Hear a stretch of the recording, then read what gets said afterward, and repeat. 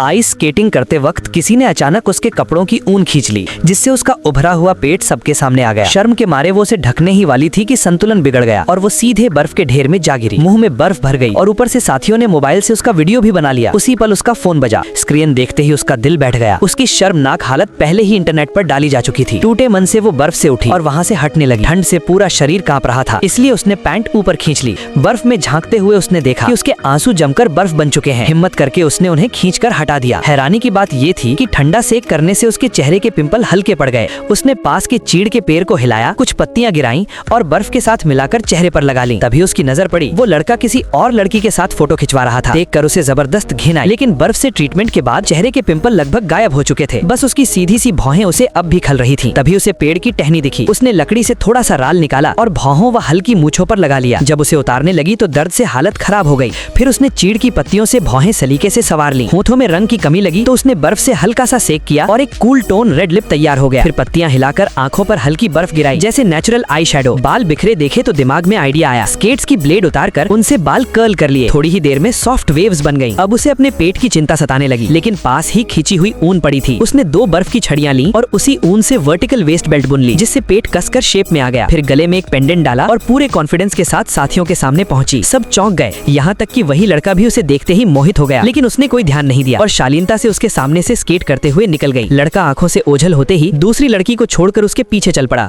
अचानक वो फिसलकर गिर गया। उसने मदद के लिए हाथ बढ़ाया, लेकिन कैमरा चलते देख उसने उसकी मदद ठुकरा दी। उसने भी जिद नहीं की, बस मुस्कुराई और बेफिक्र होकर आगे स्केट करती चली गई।